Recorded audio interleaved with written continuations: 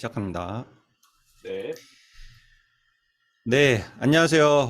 오늘도 이렇게 어김없이 아침부터 새벽부터 이렇게 모여서 저희가 또 저 이야기를 좀 나눌 텐데요. 오늘 주제에 대해서는 이동건 교수님께서 좀 제안을 네. 해주셨는데 한번 좀 간단하게 이야기를 해주시고 같이 이야기를 나눴으면 좋겠습니다. 네. 오늘 이제 두 번째인데, 이제 두 번째 하니까 일단 그 아침에 저도 모르게 긴장하게 돼서 그냥 바로 일어나지게 돼서 오늘은 좀 수월하게 좀 참여할 수 있네요. 네. 아무튼 적응해 가는 과정인 것 같습니다. 일단 오늘 주제는 어제 우연찮게 이제 그 온라인으로 지방에 있는 스타트업 대표님이랑 멘토링을 하다가 느꼈던 건데, 이제 이분이 이제 그 자금 유치를 하기 위해서 투자자를 만나는 그 과정에서 심사위원들, 특히 데모데이나 이런 이제 네트워킹 때 심사위원과 소통을 어떻게 하면 잘할 수 있을까? 나는 열심히 사업계획서 발표한 것 같은데, 뭐 어떤 심사위원들은 꾸벅꾸벅 졸고 있고 어떤 사람들은 딴 거 보고 있고 막 이러니까 자기가 멘붕이 온다는 거예요. 그리고 또 이런 어, 과정 자체가 정말 필요하냐. 뭐 음, 이런 이제 약간 그 자괴감 섞이는 그런 이제 막 그 질문들을 하시길래 거기에 대해서 이제 몇 가지 뭐 답변을 좀 드리기도 했지만, 갑자기 이런 것들을 또 창업자분들은 또 궁금해할 수도 있겠구나. 정말 자기가 소중하게 작성한 사업 계획서 이렇게 열심히 피칭했는데 이게 기대만큼 이렇게 되지 않는 경우들을 보면 또 어떤 마음일까? 그러면은 또 어떻게 하면은 조금 더 피칭을 할 때 심사위원들에게 잘 어필할 수 있을까? 이런 부분에 대해서 한번 가볍게 우리 모닝 토크 한번 해 보면 좋을 것 같아 가지고 음, 멘트 주제 제안 한번 해 봤고요. 예. 일단은 그 우리 태웅님 그 이제 네, 열심히 IR 라운드 한번 도셨잖아요. 맞습니다. 예. 이제 태웅님도 인제 가장 생생하게 또 첫 투자 유치하시면서 인제 그 이전에 여러 번 막 투자자를 만나면서 IR도 하고 데모데이 같은 데 가서 발표도 하고 했을 것 같은데, 네. 그때 어떠셨어요? 막 심사위원들이 막 집중해서 들으면 너무 좋을 것 같은데 그런 경우들이 정말 흔했었는지, 아니면은 대부분 약간 좀 심사위원들도 이게 그냥 쉬러 온 건지 어떤 느낌이셨어요? 제가 사실 IR을 하면서 돌아다닐 때, 어, 많은 심사위원분들께서 자리하고 있는 그런 데모데이에 참석한 거가, 뭐, 예를 들어 제가 10번을 나갔다고 치면은, 어떤 그 투자사하고와의 이 IR 발표를 하는 경우가 한 8번, 9번이었던 것 같고요. 그리고 한 번, 두 번 정도가 이제 여러 투자사 분들께서 있을 때 이제 발표하는 그런 데모데이에 참석을 했던 것 같아요. 근데 이제 전자 같은 경우에는 굉장히 집중 있게 봐주시고, 그리고 왜냐면 관심이 있어서 미팅을 잡은 거잖아요. 1대1 혹은 뭐 1대 다로 이렇게 미팅이 잡혀서 굉장히 관심 있게 봐주시고 또 많은 이야기를 나눌 수 있고 피드백도 뭐 받을 수도 있고요. 굉장히 좋은 경험들이 많았었던 걸로 저는 기억을 하는데, 반대로 이제 많은 분들께서 참석하는 곳 같은 경우에는 마찬가지로 저도 비슷한 일을 몇 번 겪은 것 같아요. 뭐, 발표를 어. 하는데 살짝 집중이 안 되는 경우도 있었던 것 같고, 또 음. 뭐, 그런 가슴 아픈 일들이 많았었던 것 같은데, 저도 이 부분은 계속해서 고민이 되는 부분이라서 저도 함께 고민을 해야 되는 영역인 것 같은데, 그래서 저는 일단은 제 결론은 이번에 제가 결론은 어느 정도 냈을 때, IR 음. 발표를 할 때 제가 현재까지 썼던 IR 발표 자료 자체가 좀 작년에 썼던 거를 수정하다 보니까 지금과는 조금 맞지 않은 이야기가 담겨져 있어서 제가 생각했을 때 제가 심사위원이더라도 이 IR 자료를 보고서는 졸 수도 있겠다라는 생각이 갑자기 들더라고요. 아니 뭐 그래가 예를 들면 어디에서 조는 포인트가 있다고 생각하세요? 좀 제가 봤을 때 하고 싶은 말이 너무 많아갖고 그거를 아. 구구절절 쓰다 보니까 네. 제가 봤을 때도 이게 너무 하고 싶은 말이 많지 않나. 그래서 음. 이제 언젠가 어느 분께서 저한테 조언을 주시기로는 뭐 음. 스파크랩이나 아니면 뭐 프라이머에서 진행하고 있는 데모데이 혹은 뭐 IR 발표하는 그런 영상들을 보고 최대한 참고를 해서 IR 자료를 한번 다시 새롭게 고쳐서 일단 관심을 끌어갖고 그 사람들이 볼 수 있게끔 만들어라 라고 말씀을 하시더라고요. 그 이후에 설득하는 과정은 어차피 따로 만나서 심도 있게 이야기를 나눠야 되니 그 IR 발표하는 데모데이나 혹은 그런 발표 자리에서는 최대한 관심을 끌 만한 내용들로 구성을 하는 게 좋다라고 음, 네, 조언을 받아서 저도 그 부분에 극히 공감을 해갖고 열심히 수정을 맞아요. 하려고 하고 네. 있습니다. 저도 지금 이제 태용님 얘기하시는 것처럼 이제 저도 이제 사실 예전에 스타트업 하면서 이제 저도 2년 동안 데모데이도 막 나가보고 피칭도 해보고 하고 그리고 또 전후로는 막 이제 심사역으로서 이제 여기저기 데모데이 가서 이제 발표하는 것도 듣고 하고 했었는데 뭐 지금도 그렇지만 이제 사실 심사위원 입장에서는 정말 관심 가는 팀을 찾고 싶은데 저는 언제 좀 제일 약간 답답한 상황들을 좀 느끼냐면 막 대표님들이 너무 하고 싶은 말이 많으니까 막 장표에 막 빡빡하게 채워가지고 5분 동안 장표 눈에 들어오지도 음. 않는데 막 자기 이야기만 막 하는 거예요. 근데 사실 저는 이제 대표님들의 그 업력이 너무 좋으신 거는 인정. 근데 이제 사실 업력 좋은 것도 좋은 거지만 그건 나중에 또 캐치하면 되거든요. 근데 정말 알고 싶은 거는 와, 저 시장 정말 매력적인 시장인가? 그리고 저 매력적인 시장에 기회가 있는가? 그 정도만이라도 저는 딱 피칭데이 때 딱 캐치를 하면은 사실은 그 필이 딱 오면 그때 딱 듣자마자 아, 저 대표님 한 그 발표 끝나면은 쉬는 시간 때 한번 명함 꼭 드려서 나중에 세부 미팅 한번 좀 잡고 그다음에 좀 디테일한 얘기를 좀 들어봐야 되겠다. 이제 이런 마음으로 이제 보통 데모데이 때 저는 진행을 하거든요. 근데 정말 이게 저도 죄송한 얘기인데 막 대표님들이 너무 이렇게 그 피칭이나 이렇게 사업계획서 준비가 너무 열정적으로 하셔가지고 심사위원들이 보기에 너무 복잡하면 저도 모르게 존다기보다는 집중력이 확 떨어지는 것 같아요. 어. 조는 거는 좀 너무 심한 거 아니에요? 그래서 그러니까 나도 조는 거는 나는 안 했어. 난 솔직히 나 안 그래서 했어. 안 졸아본 적은 없었던 것 같은데 너무 했어. 왜냐면 이제 심사위원을 해보면 저도 이제 심사를 해보면 네, 일단은 뭐 5분 피칭이든 10분 피칭이든 맞아. 15분 피칭이든 하고 나서 Q&A가 있거든요. 질의응답이. 음, 그러면 질의응답에 대한 이제 발표를 들으면서 맞아. 평가를 하면서 음, 그러면서 거기 평가 의견도 쓰면서 질문할 걸 생각해야 돼요. 그래서 맞아. 심사위원들이 대부분 제가 가본 데에서는 졸 수 있는 환경이 아니었고 항상 긴장을 하고 있어야 되고 질문도 옆에 사람이 내 질문을 해버리면 음, 그럼 내가 또 질문할 게 없잖아요. 그래서 한 두세 개 그렇죠. 정도 머릿속으로 들으면서 딱 생각하면서 또 들으면서 이해하면서 평가하면서 되게 긴장하고 있는 상황인데 좀 음, 졸고 있는 거는 너무 준비를 안 해갔거나 아니면 데모데이가 한 10시간 했다 그런 게 그러게요. 아닐까요? 조는 건 그러니까 좀 심한 것 같습니다. 그러니까 네. 조신 분이 있었나 봐. 그래가지고 그 피곤하셨나 대표님은 보다. 약간 너무 이렇게 좀 뭐랄까 내가 이렇게까지 해야 되나 자괴감 느꼈다고 하는데 그것도 이제 사실 어떻게 보면 심사역이 이제 잘못한 거는 맞죠. 졸면 안 되는데 그리고 이제 사실 심사역들은 그런 자리 가면 대부분 다 또 시간당 뭐 10만 원, 맞아요. 20만 원 돈 이렇게 받고 하는데. 심사비를 받잖아요. 그러니까 네. 더더욱 사실은 이제 심사위원 입장에서는 그 참석하기 전에 이제 사업 계획서도 미리 보고 오고 하고 하면 좋은데 그런 게 이제 또 전반적으로 또 쉽지는 않은 것 같더라고요. 저도 사실 데모데이 가서 사업 계획서 미리 보고 가느냐라고 하면 한 10번 중에 한 절반 정도는 좀 챙겨보고 가긴 하는데 그 외에는 저도 막 바쁘다 보니까 현장에 가서 '아 인제 이런 팀이 있구나.' 이러면서 심사에 참여하는 경우들도 좀 음. 많고요. 그리고 또 심사위원들도 그런 건 있어요.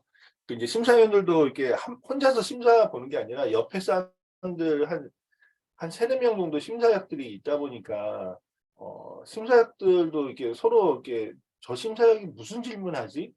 이거에 되게 또 신경 쓰면서 또 심사하는 그쵸. 경우들이 있거든요. 왜냐하면 음. 또 너무 초보적인 질문하면은 또 심사역 관점에서 보면 '아 저 심사역 너무 쓸데없는 질문한다.' 뭐 이런 생각 바로 들거든요. 음. 그러면은 또 저도 질문할 때 주의하게 돼서 질문을 좀 이렇게 날카롭게 하기 위해서 나름 되게 신경 쓰면서 보긴 하는데, 근데 이제 저는 모르겠어요. 그 태웅님은 이제 창업자의 입장으로, 저는 심사역 입장으로 이제 편하게, 종범님도 마찬가지 심사역 입장으로 이제 편하게 이제 우리 딱 까놓고 보면은 진짜 저는 그런 것 같아요. 창업자분들이 항상 그 자기 아이템이 되게 멋있기 때문에 막 솔루션 막 이런 거에 막 되게 집중적으로 이제 그 무게 중심을 두는데, 사실 그 5분짜리 뭐 피칭이나 데모데이 때는 뭐 그거보다는 가장 중요한 건 맨 앞에 있는 최근 트렌드와 문제정의 부분이 사실은 가장 심사위원들이 주의 깊게 들을 수 있는 그 포인트라서, 거기에 좀 창업자분들이 많이 집중해서 이제 발표나 이런 것들을 준비하면 어떨까. 저는 이제 그 생각들이 많이 들더라고요. 예. 근데 실제로 이제 이게 피칭이다 보니까 쇼맨십이 좀 필요해요. 그 맞아요. 예, 대표님들한테 저도 그 발표자들이. 인정. 예, 예. 뭐 옷 같은 것도 뭐 내가 스티브 잡스처럼 입는다 하면은 스티브 잡스처럼 피칭을 하든가 제스처라든가 음, 이런 거 시선을 사로잡는 게 필요한데 제가 벌써 한 6, 7년 정도 지난 것 같은데 아직도 기억에 남는 피칭이 있거든요. 근데 네. 그분이 이제 그 뭐 음악 관련된 이런 플랫폼을 하시는 분이었는데 피칭을 시작하시자마자 노래를 하시더라고요. 성악 노래를 확 질러버렸어요. 어, 그래가지고 너무 이게 막 그 자리를 피하고 싶을 정도의 그런 그 어색함 있잖아요. 근데 너무 인상이 깊은 거예요. 그 분이 했던 음, 게 그분이 막 이렇게 뭐 인상이 선명한 것도 아니고 그런데 갑자기 노래를 하시니까 목소리 되게 좋으셨고 근데 그게 지금도 그 아이템이 붙었는지 안 붙었는지는 잘 모르겠는데 일단 그 피칭이 너무 인상적이었어요. 그래서 음, 계속 뭔가 설명만 계속 하는 건 특히 개발하신 직접 개발하시거나 이런 분들이 피칭을 하면은 막 읽잖아요. 대본 보고. 맞아. 네. 그러면 진짜 귀에 안 들어오죠.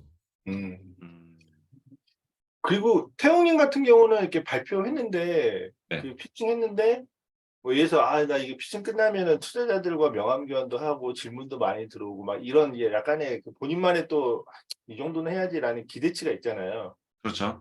예, 근데 이제 그게 생각 외로 반응이 막 이렇게 너무 미지근하다라고 네. 하면 이제 오늘 좀 망쳤나? 뭐 이런 생각도 들잖아요. 그렇죠. 그럴 때는 이제 또 그 저도 스타트업 때 할 때 느꼈지만 조울증 오거든요. 네. 그럴 경우가 있었는지, 그리고 또 그런 걸 어떻게 또 극복하는지, 다음 또 피칭을 어떻게 준비하는지, 뭐 어떻게 해요? 사실 딱 한 번 이번에 가장 최근에 했던 아이를 때 딱 한 번 제대로 망하지 않았나 싶거든요. 그 어, 질문이 하나도 안 들어왔습니다. 진짜? 오, 그래서 진짜 이게 싸한데 그래도. 내가 실수를 맞아. 했구나 오늘 음, 뭔가 제대로 발표를 못했구나라는 생각이 들더라고요. 음, 근데 이제 그나마 다행인 건 끝나고 나서 그래도 많은 그 발표를 할 때는 질문이 안 들어왔는데 끝나고 나서 따로 찾아오셔갖고 질문을 해주신 분들이 몇 분이 한 네 분, 다섯 분 정도가 따로 오셔갖고 말씀을 주시더라고요. 그럴 거면은 음. 방금 전에 해주시지 라는 생각이 들면서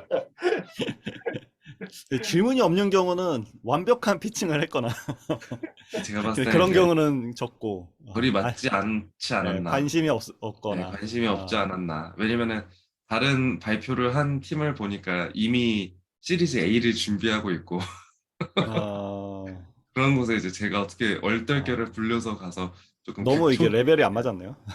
라는 그런 자기 위안을 하고 있는데요. 그래서 이제 큰 그 IR 자료를 갈아엎어야겠다는 판단을 내리게 됐습니다. 저는 근데 사실 이 발표에 대해서는 이렇게 많은 분들께서 있는 자리에서의 그 호응이 어느 정도 나오냐에 대해서는 이미 조금 기대감은 낮춰놓은 상태였어서 어떻게 보면 크게 막 음, 멘탈적으로 타격이 있지는 않았던 것 같고요. 음. 어, 네, 일단은 뭐 근데 그렇게 한 그런 기법도 있잖아요. 그 질문을 유도하는 거죠. 장표를 하나 뺀다던가 궁금해할 만한 거 하나 빼서 그 생각은 질문 못 해봤네. 유도하는. 그래서 제가 지금 장표가 문제인 게 하고 싶은 말이 많으니까 이제 다 태영님 보면 장표가 되게 많아. 네. 그러니까요. 그래서 하나 쓱 그, 빼세요. 네, 그 내용들을 다 어펜딕스에다가 이제 넣어야 되는데 그 작업을 이제 하면서 내용들을 다 날려버리고 음. 업데이트를 해야죠, 이제. 맞아요. 그래서 저는 그냥 그 멘토링 할 때도 그냥 편하게 제안 드리는 내용들이긴 한데 모르겠어요. 그 사실 대표님들 그 각자의 이제 스토리가 있고 하고 싶은 얘기들이 너무 많은데 주어진 시간이 사실 5분이거든요. 저도 예전에 그 되게 큰 강당에서 그 피칭 한 적이 있었는데 그 자료 준비할 때, 와, 우리가 2년 동안, 1년, 그때 1년 반 정도 되는 시점에 그때 피팅하는데, 와, 우리가 1년 반 동안 했던 게 정말 이렇게 많은데 이 내용들의 90%를 다 빼야 된단 말이야? 막 이 생각하니까 되게 약간 뭐랄까, 현타 오더라고요. 이 내용들은 내가 언제 전달해야 되지? 아무리 내가 시간을 짜봐도 그 피칭 시간 5분에 그 내용이 절대 못 들어가는 거예요. 그때 진짜 현타 오더라고. 그래서, 창업자분들이 그 피칭할 때 정말 신경 써서 피칭을 하고 있구나라는 거를 저도 직접 해보니까 그때 좀 많이 느꼈었고 지나고 나서 이제 또 지금 와서 이제 또 얘기를 들어보면 저도 좋았던 경험, 안 좋았던 경험들을 생각을 해보면 그러니까 솔루션을 자세하게 소개하는 거는 사실은 욕심인 것 같고 그거는 사실 피칭이 끝났을 때 이제 질문이 들어오고 나면 그때나 이제 좀 어필할 수 있는 부분들이지 않을까. 오히려 제일 좋았던 피칭의 순간들을 저도 떠올려 보고 또 저도 심사할 때 가장 인상 깊었던 피칭들을 보면은 결국에는 맨 앞에 막 트렌드와 이 시장의 문제 막 이거를 막 건드려 줄 때 그때 되게 막 설레었던 것 같아요. 이런 시장의 기회가 있구나. 이 시장 되게 매력적인 것 같은데 나도 몰랐던 시장인데 나도 좀 배우면서 이 스타트업에 대해서 좀 자세히 알아봐야 되겠다. 막 이런 좀 학구열을 일으키게 하는 부분도 없잖아 있는 것 같아요. 네. 그래서 그 부분에 좀 집중하는 피칭 자료를 하나 만드는 게 필요하고 그래서 이제 그 자료는 IR 자료는 두 가지 버전이 있는 게 가장 좋죠.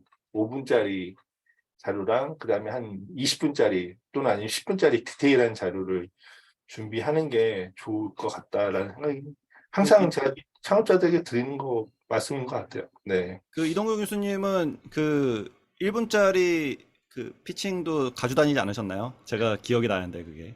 맞아요. 그때 1분짜리 피칭도 가지고 다녔죠. 왜냐면은 정말 저도 막 그때 투자 유치 하러 다닐 때 정말 그때 절박했으니까 그때 이제 막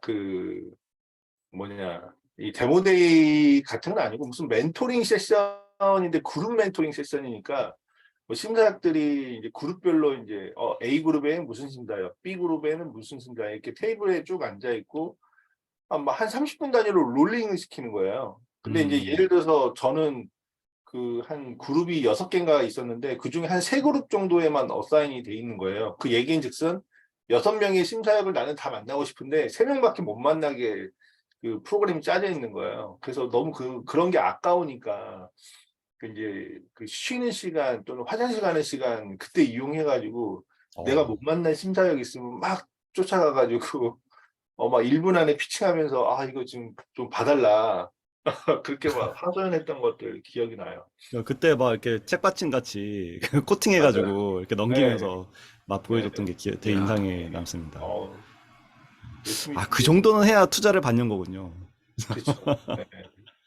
그리고 요즘에 보면은 이제 태웅님이 걸어가실 길이긴 하지만 이거 요즘에 막 시리즈 A 단계 정도 받은 애들 보면은 자기들만의 어떤 VC 그 마스터 DB 이런 것들을 어, 만들어 가지고 그러니까 이제 자기네들이 꼭 만나야 될 우리나라 A씨도 지금 400개고 벤처 음, 캐피탈도 지금 거의 이제 200개 가까이 되고 그리고 또 기업이나 이런 데서 운영하고 있는 그런 이제 투자 조직들이 또 있다 보니까 되게 많거든요. 근데 그중에서 본인 사업 모델을 좀 관심 있어 할 만한 투자자는 이제 또 추려야 되기 때문에 괜히 쓸데없는 투자사 만나서 이렇게 시간 낭비하는 것보다는 이제 자기한테 음, 관심 있어 할 만한 투자사들을 이제 스타트업 입장에서도 이제 미리 정리를 좀 해가지고 전략적으로 움직이는 거죠. 그래가지고 마스터 딥이 만들어가지고 국내에 있는 벤처 캐피탈들이 이제 각각 운영하는 그 펀드 규모 그리고 얘네들은 어디 투자했는지 이런 것들을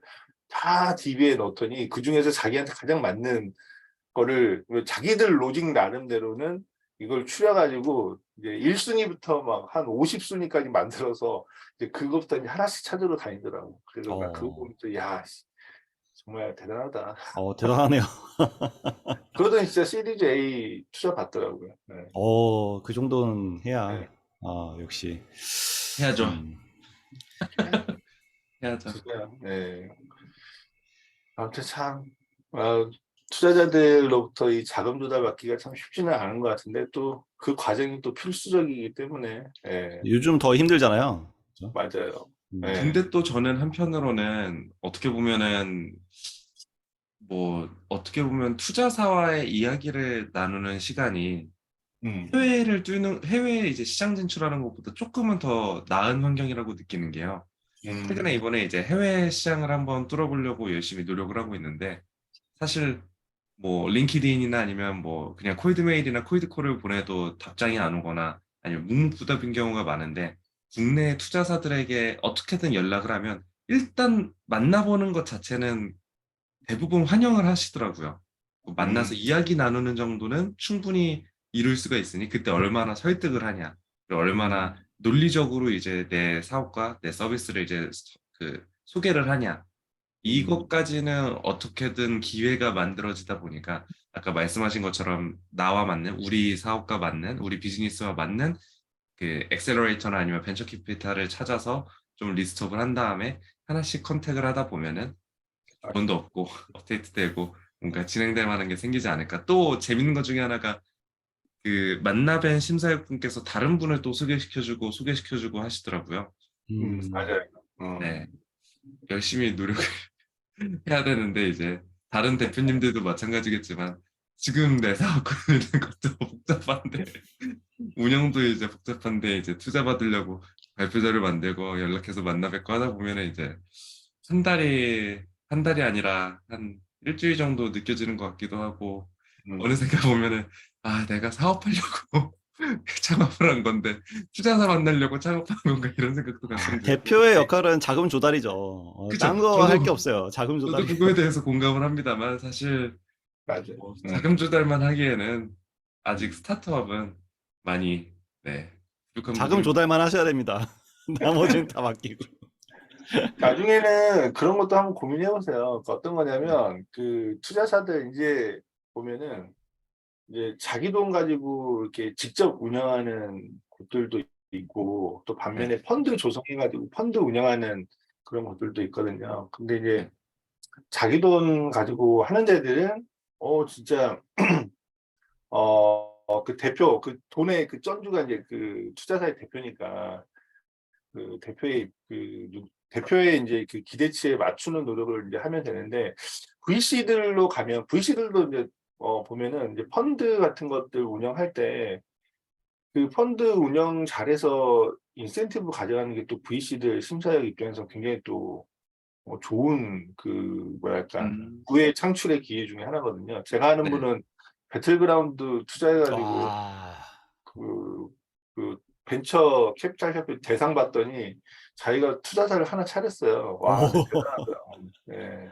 와, 그래서 보통 투자 잘하시는 분들 보면은 나중에 이제 그 캐리되는 그 인센티브로 몇백억씩 가져가시는 분들이 계세요. 진짜로. 네, 그래서 이제 어떻게 보면 그런 분들도 자기가 좋은 팀들을 발굴해서 투자를 해야지 인센티브를 가져가는 거기 때문에 이 투자사의 그런 또 심사들에게 이 나를 투자하면 엄청난 인센티브를 가져갈 수 있다. 음, 이런 또 좋은 그게 뭐 네, 정답이죠. 기운을 또 주시는 것도 좋을 것 같아요. 네, 음. 진짜. 네. 보통 피칭 교육할 때 투자자들이 뭐 3년 안에 뭐 10배 할 수 있다, 뭐 이렇게 보여줘야 된다고 하는데 또 어떤 엔젤 투자 그 대표님 얘기 들어보면은 자기네들은 100배를 원한다. 그래서 저 정도는 3년 안에 100배. 저 정도는 노려야 되는구나. 결국 돈을 많이 벌어다 줄수록 좋아하는구나. 그리고 맞아요. 저도 그 되게 좋은 인사이트고요. 그리고 또 편하게 그냥 의견 드리고 싶은 것 중에 하나가 뭐냐면 결국에는 그 이제 VC 쪽 투자를 가면 그때는 이제 진짜 숫자나 나중에 M&A 각이나 이런 것들을 좀 보여줘야 되는데 우리 A씨나 이런 엔젤 쪽 관련해 가지고 보면은 결국에는 저 사람이 정말 진정성 있게 오랫동안 사업을 할 수 있는가.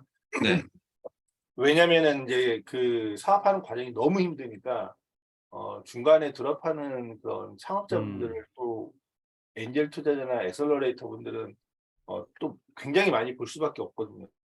생존율이 벤처 캐피탈 투자하는 것보다 훨씬 더 떨어지니까. 그래서 진정성 있는 그 사람인지 아닌지에 대한 부분도 되게 중요하게 봐요. 그래서 뭐 한두 번 만나고 바로 투자가 들어가느냐? 그렇지 않는 것 같고, 적어도 2, 3개월 이상 쭉 이렇게 보면서 저 사람은 참 진정성 있게 사업할 것 같고, 투자도 했을 때 어떤 이제 적어도 투자금을 날릴 것 같지는 않구나 라는 거에 대한 약간 좀 그런 기대치? 이런 것도 있다라는 거를 좀 생각하시면 좋을 것 같다는 생각이 들어요. 실제로 저도 이제 창업학을 공부하고 있으니까 그쪽 이제 음. 논문들 나오는 거 보면 뭐 해외나 국내 그 A씨나 VC들 투자자 대상으로 그 네. 투자를 할 때 보는 조건이 무엇인가 이런 거를 이제 조사한 그 인터뷰 해가지고 한 그런 논문들이 좀 있어요. 근데 해외도 그러고 우리나라도 그러고 1순위가 사람이더라고요. 맞아요. 대표적 네. 그 팀 구성원의 그런 그 어떤 뭐 자질 뭐 이런 것들. 그래서 음. 한동안 스타트업계 초반에 막 그런 얘기 돌았거든요. 이 스타일들끼리 이 고학력자들끼리 다 나눠먹는 게 아니냐. 이런 얘기가 돌았는데 뭐 그런 것도 있겠지만 근데 그거 이제 다른 아이템이나 이런 거보다 그 사람에 좀 더 집중해서 투자하는 경향이 더 높다는 게 연구 결과로도 나와 있습니다. 음, 아무튼 맞아요.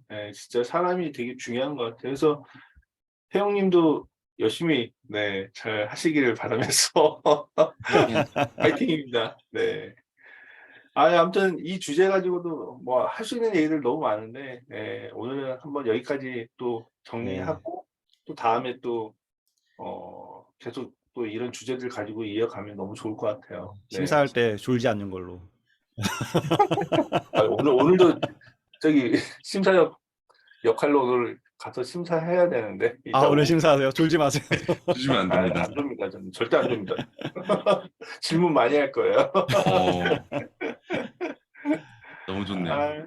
알겠습니다. 아무튼 오늘도 모닝 토크 좋았어요. 네, 네. 다음에 또 흥미로운 주제로 다음 주 화요일에 네네. 찾아뵙도록 하겠습니다. 네. 네, 네. 수고하세요. 네. 네.